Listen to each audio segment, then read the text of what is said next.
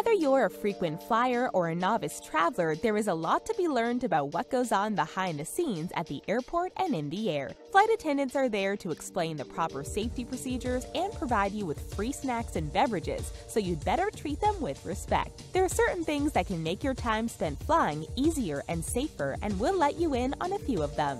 We'll also be testing your knowledge at some point in the video, so keep an eye out for our quiz question later on. Unlike actual flying, we won't make you take off your shoes before you get to the good part. However, we do ask that you subscribe and join our notification squad. The problem with first class.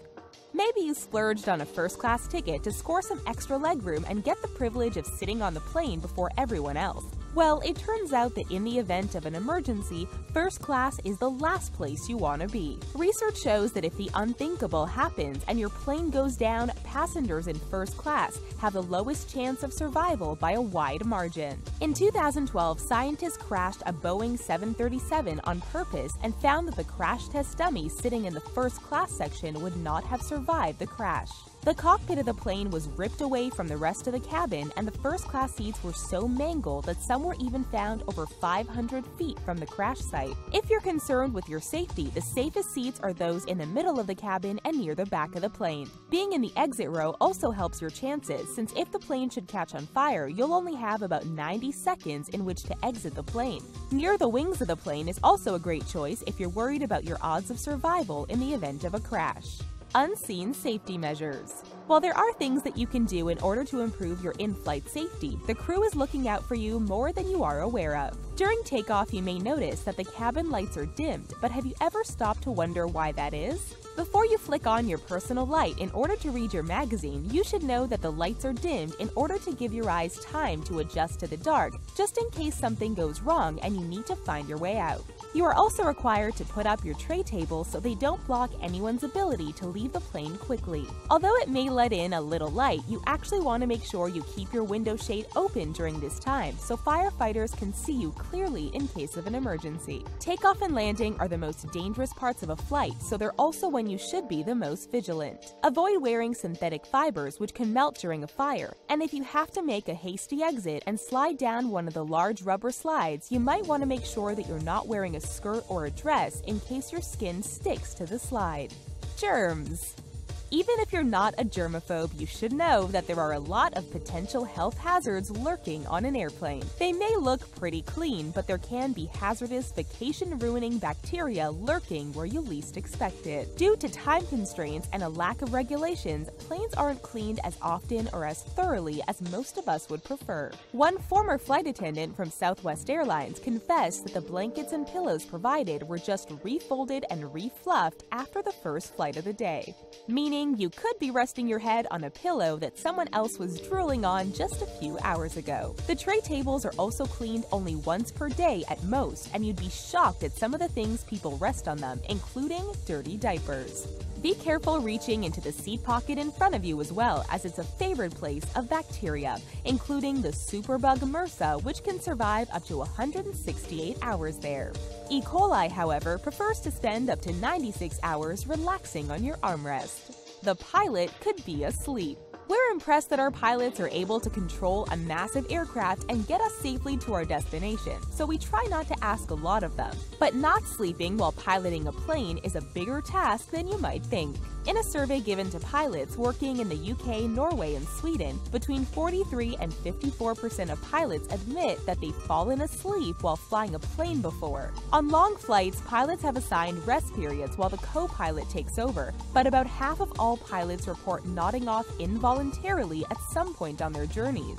And of those that admitted sleeping on the job, about a quarter of them claimed that they awoke to find their co-pilot asleep as well. The planes do have an autopilot mode, thankfully, but this is still incredibly dangerous and something you're blissfully unaware of during your flight. Pilots have extremely strenuous jobs and work long, demanding hours. In a survey of 500 commercial flights, almost half believe that once a month their ability to fly a plane is compromised due to lack of sleep. A disturbing 84% reported their ability being compromised at some point over the last 6 months. Check your safety equipment. While flight attendants do their best to check that everything is in order before your flight, they can only do so much. When they mention the life jacket under your seat in a safety demo, you're going to want to check that it's actually where it's supposed to be. There have been a shocking number of cases involving people stealing the life jackets from airplanes. It's a punishable offense as well as a morally repugnant one, but it does happen. And during that safety demo, you'll be told to fasten your oxygen mask before helping others. However, they don't tell you the reason why. In the event of cabin decompression, you only have about 15 to 20 seconds before all the oxygen is sucked out of the plane. When this happens, the lack of oxygen will cause you to experience a confused and euphoric state, during which time you might forget what you're doing. A further 15 to 20 seconds and you'll lose consciousness altogether. If you want the best chance of helping others and saving yourself, you really do need to take the safety demo warning seriously. Don't worry, the pilots are taking your safety seriously as well by conducting touch drills. They'll move their hands over the proper buttons and levers to improve their muscle memory in case of an emergency. Before we spoil your appetite with our entry on airline food, we're going to ask you a quick question about it. According to the U.S. Department of Transportation, what is the average amount that an airline spends on the in-flight meal per person? We'll tell you the answer at the end of our flight, video. They're judging you. From the second you step onto the airplane, your flight attendant is sizing you up to evaluate what kind of passenger you'll be. Will you follow the rules, or do you intend on being needy and demanding? There are a few things you can do to ensure you stay on the good side of the person that has the power to upgrade your seating assignment or slip you an extra packet of crackers. When you put your carry-on in the overhead bin, make sure you put it all the way in instead of leaving it hanging over the edge. That just means you're pawning your job off on the flight attendant, who is not going to be impressed. And speaking of carry-on, it can be tempting to overpack in order to avoid a checked bag, but this also means you'll have to be incredibly careful not to strike other passengers with your bag. In fact, some passengers and flight attendants have actually been injured because of this. Most importantly, don't forget to pack your manners. Smile and be polite, and don't be one of those people who holds up boarding by demanding special treatment. That's the quickest way to guarantee that you won't receive it. Opt for bottled water.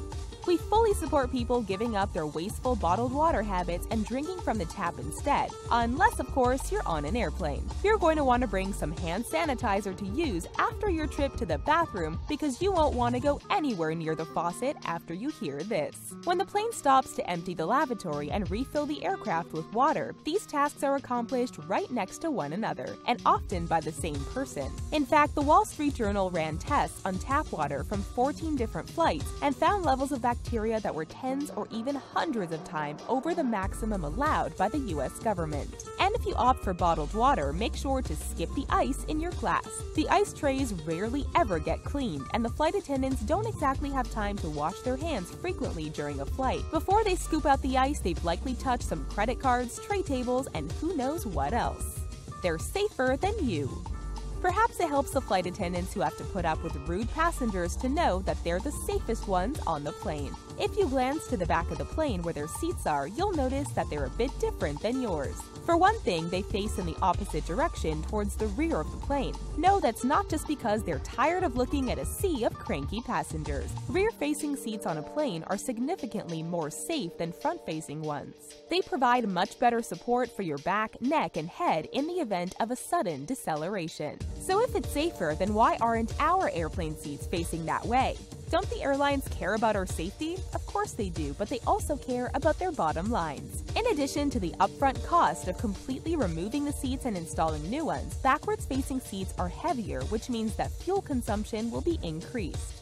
In addition, the seatbelts that flight attendants have more points than the simple ones you use. These help protect them much better in situations involving extreme turbulence. The airlines just don't see the cost incentive to replace their existing seatbelts, and the more complex mechanisms would be heavier, increasing fuel costs just like rear-facing seats would. Complimentary food and beverages. When you're voraciously hungry or feeling dehydrated on a long flight, it seems like a dream come true when a flight attendant offers you a complimentary snack and drink. But any flight attendant can also tell you that you won't enjoy them as much as you would on land. Making fun of airplane food is a tired trope, but there is a reason that food and drinks just don't taste as good when you eat them on a plane. As the air pressure in the cabin drops and the humidity levels plummet, this reduces the sensitivity of your taste buds to sweet and salty food by about 30%. In addition to your partially disabled taste buds, your nose isn't able to function as well in the air either. 80% of what we perceive as taste is actually smell, and to properly take in a whiff of your meal means that you need your nasal mucus, which quickly evaporates in the dry plane environment. This makes the food twice as bland as you would perceive it if you were on solid ground. Flying with Bernie. Should the unthinkable happen and someone loses their life on a plane, what is the proper protocol when handling the remains?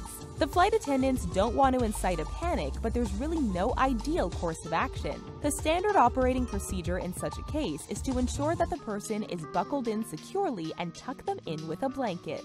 Hopefully this will ensure the other passengers don't notice that the crew is pulling a weekend at Bernie's. Another drawback of being in first class is that this is where the crew will generally move such passengers, because it's more discreet and less noticeable for the rest of the passengers. Some airplanes have special lockers and body bags for just these sort of occasions, but they're in the minority. And besides the unusually still person wearing sunglasses in the first class section of the plane, there might be other unexpected bodies on board, or at least parts of them. Whether it's a body being transported for burial or a cooler containing organs for a transplant, these things often end up on the same plane you're sitting on. They're loaded in with the rest of the luggage, so most passengers are none the wiser. According to the U.S. Department of Transportation, airlines spend an average of $3.62 per person on your in-flight meal.